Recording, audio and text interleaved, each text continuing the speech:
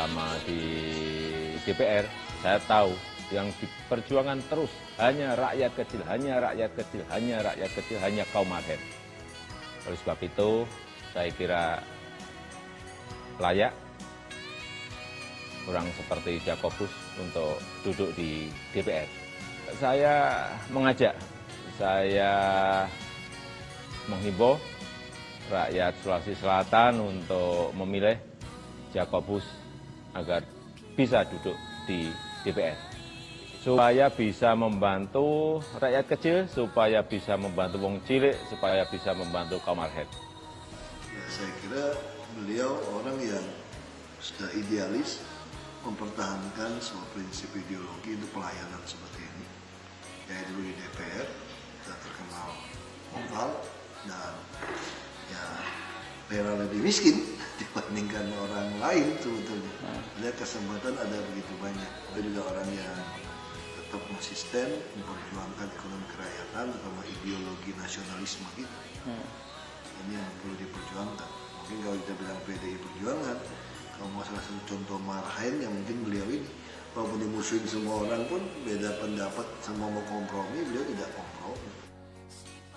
Depan persaingan perdagangan bebas Asia Tenggara, lain sekali kebijakan, revisi undang-undang, semua membutuhkan orang-orang di DPR untuk menyuarakannya itu. Saya berharap rakyat di daerah pemilihan beliau bisa memberi kesempatan pada beliau untuk kembali ke DPR. Ini satu-satunya yang di rapat paripurna menyampaikan rekaman ketika dia reses dan kemudian menunjukkan bagaimana perjalanannya dia menjelajah wilayah daerah pemilihannya itu untuk menolong seorang perempuan yang akan melahirkan. Saya kira teman-teman DPR saat itu pasti tidak pernah lupa karena itu barang langka yang ditayangkan kemudian ditonton dan semua orang terpana melihat itu.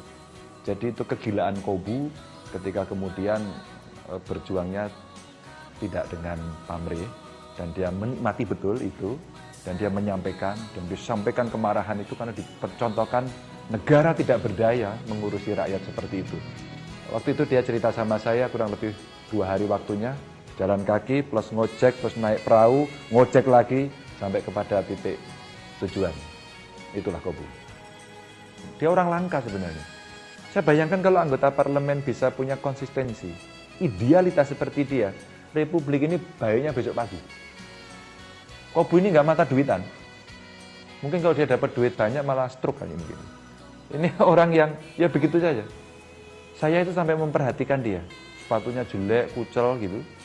Bajunya yang dipakai itu saja. Itu menunjukkan orang yang sebenarnya urusan dunianya selesai. Maka ketika dia bicara pembelaan-pembelaan itu relatif sudah tanpa hambatan dan majunya kencang. Maka sudah orang baik, terbaik menurut saya, dan langka lagi.